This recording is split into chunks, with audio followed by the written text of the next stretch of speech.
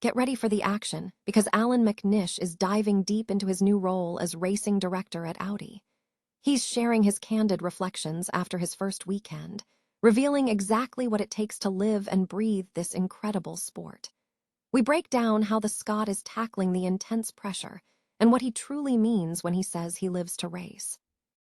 Never get caught with a dead phone again. This INIU portable charger is compact, travel-friendly, and gives you fast 45-watt charging with a built-in USB-C cable, so there's no need to carry extra cords. With 10,000 mAh power, it's perfect for busy days, trips, emergencies, or anytime your battery drops too low. Grab yours on Amazon through the link in the comments before your phone hits 1%. Next up, the automotive world is getting a massive shakeup as Cadillac makes its bold move into Formula One. General Motors is not just playing marketing games, they are building their own dedicated powertrain supplier. Find out how Cadillac is already testing a working Formula One engine right here in North Carolina, and what this means for the future of American motorsport. In the high-stakes world of team dynamics, Red Bull Racing is addressing talent retention head-on. We look at the shifting landscape surrounding Gianpiero Lambiase's potential move to McLaren and the strategic discussions happening between team principals Laurent Mekies and Andrea Stella about building the best environment for future success. And finally, the calendar is changing. FIA President Mohammed Ben Sulayem has dropped a bombshell regarding the Formula One schedule. If the Middle East doubleheader is cancelled, the Turkish Grand Prix could fast-track its return to 2026. We break down the regional tensions and what this means for the entire F1 calendar. Stay with us for the full story. Allan McNish has concluded his first weekend as racing director for Audi, taking on the role from the Miami Grand Prix onwards. Reflecting on the experience, McNish emphasized his unwavering passion for motorsport, stating that he will not be content unless the team secures a victory. McNish assumed the racing director position following the departure of former team principal Jonathan Wheatley in March, with the transition confirmed in late April. His arrival was met with positive reception from drivers, including Gabriel Bortolito, who expressed confidence that McNish, a familiar face of the Audi brand, would perform exceptionally. Nico Hülkenberg acknowledged the extensive motorsport experience McNish brings to the role.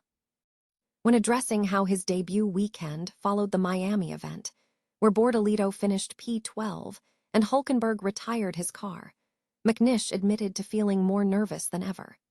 He noted that while he understood the team's operational strengths, the event presented a significant challenge in marketing and communications, involving various external activations. Reiterating his deep commitment to the sport, McNish declared, "I live to race. I've lived to race all my life. But when I say I live to race, I don't go home happy unless we've won. And I know that's not always the case because, in racing in your career, you lose more than you win." He stressed that the environment is his life, career, hobby, and passion. Looking back on the race weekend from a driver's perspective, McNish highlighted a specific moment during the sprint race. He particularly enjoyed Gabriel Bortolito's move around Ishaq Hadjar at turn 4, calling it exhilarating. McNish also praised the subsequent interaction, noting that the maneuver was a rewarding display of commitment from the driver, which he felt was a fitting acknowledgement to the mechanics who had worked intensely to prepare the car. Cadillac is aggressively pursuing a full-scale presence in Formula One, moving beyond simple marketing to establish itself as a genuine works team and powertrain supplier. General Motors intends to develop its own bespoke engine unit by 2029. This effort is already yielding results, with GM President Mark Roos confirming that a test version of their upcoming turbocharged V6 engine is already running at the brand's new technical center in Charlotte, North Carolina. Prior to officially joining Formula One, GM had already secured a powertrain contract with Ferrari for the 2026 season, which allowed the American team to compete immediately while freeing up internal resources to focus on developing Cadillac's proprietary unit. Roos stated that development is progressing rapidly, noting they are testing components from single cylinders up to the full engine. GM has recently completed the construction of the dedicated power unit building in Charlotte, featuring extensive additive manufacturing capabilities designed to accelerate design improvements. Roos emphasized the strategic advantage of the location, highlighting that the technical talent pool, including aerodynamicists, chassis specialists, and simulation experts, developed through GM's NASCAR Foundation, is being leveraged across multiple motorsports series to foster rapid learning. Looking ahead, Cadillac plans to debut its own power unit for the 2029 season. Furthermore, speculation is mounting that the series may transition to V8 engines in 2030 or 2031, according to comments from FIA President Mohammed Ben Sulayem. Roos remains unconcerned by this potential shift, asserting that GM is prepared for either option, stating, "Whether it's V6 or V8, the series will decide. We're new to the series, so we have a lot of respect for the investment. We can do either. We know how to make a V8. This dual powertrain focus in North Carolina underscores GM's commitment to deep technical integration within the sport. The move signals a significant investment in building in-house capability to compete at the highest level of motorsport. News of Formula One race engineer Gianpiero Lambiase potentially moving from Red Bull Racing to McLaren in 2028 has ignited speculation regarding his future role in the sport. Initial reports linked Red Bull's head of racing, who also serves as Max Verstappen's race engineer, to a team principal position, while McLaren's boss Andrea Stella was rumored to be linked with Ferrari. Ferrari dismissed the latter speculation, and McLaren subsequently clarified Lambiase's planned role, stating he will assume the existing position of Chief Racing Officer, reporting to team principal Andrea Stella. However, Red Bull's team principal, Laurent McNish's, publicly downplayed the intensity of the speculation, stating that the team did not want to engage in a ping-pong discussion about the matter. McNish's confirmed that both parties had discussed the situation and moved on. Stella also commented on the rumors surrounding his own future, smiling about reports concerning astronomical salaries and pre-contracts, suggesting the off-season had arrived early. He likened the situation to a pastry chef protecting a dessert, emphasizing McLaren's focus on its own preparations. On a more serious note, McNish addressed the talent retention challenge at Red Bull. He acknowledged the loss of talent, noting it has been a persistent issue for 3 to 4 years. The highest priority is ensuring the team retains, develops, and attracts top talent.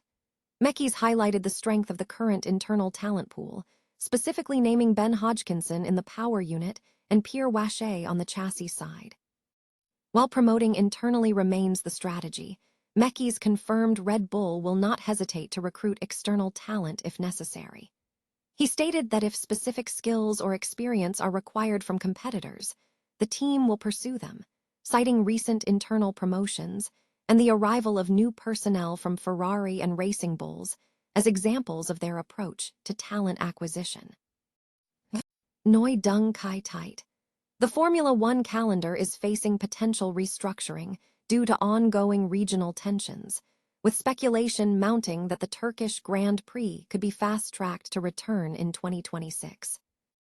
FIA President Mohammed Ben Sulayem has suggested that Istanbul could be inserted into this year's schedule if the planned races in Bahrain or Saudi Arabia cannot be accommodated due to the regional conflict. The Turkish Grand Prix is already slated to return next season after a 6-year hiatus, with Formula One having confirmed a 5-year agreement extending through 2031. However, Ben Sulayem indicated that the race could be scheduled sooner if the circuit successfully completes its homologation process, which verifies its safety and technical compliance for international racing. Following the cancellation of the Middle East doubleheader last month due to conflict and attacks by neighboring Iran, Formula One and the FIA are exploring various alternatives. Potential options include slotting Bahrain or Saudi Arabia into the gap between the Azerbaijan and Singapore races on October 24, or implementing a 4-race run towards the end of the season, concluding the championship the following week on December 13. If the Middle Eastern races remain unfeasible, Ben Sulayem explicitly stated that Turkey could potentially host the event this year. contingent upon its homologation completion and other logistical considerations. He emphasized that F1 and the FIA are consulting with promoters to mitigate strain on staff and teams. Ben Sulayem also acknowledged that the Qatar and Abu Dhabi races at the season's end cannot be fully guaranteed while the conflict persists, stressing that security and safety remain the paramount concern. And there is a bigger issue than just motorsport, he remarked, adding that humans are always the priority. He warned that if the situation extends into October or November, F1 might need to withdraw from the region entirely, prioritizing security and safety above all else. And the Turkish Grand Prix has long held significant appeal for Formula One enthusiasts, particularly due to Istanbul Park's renowned fast and flowing track. While its return next season is confirmed, the FIA president's comments suggest this highly anticipated comeback could occur a year earlier if the Middle East calendar cannot be restored.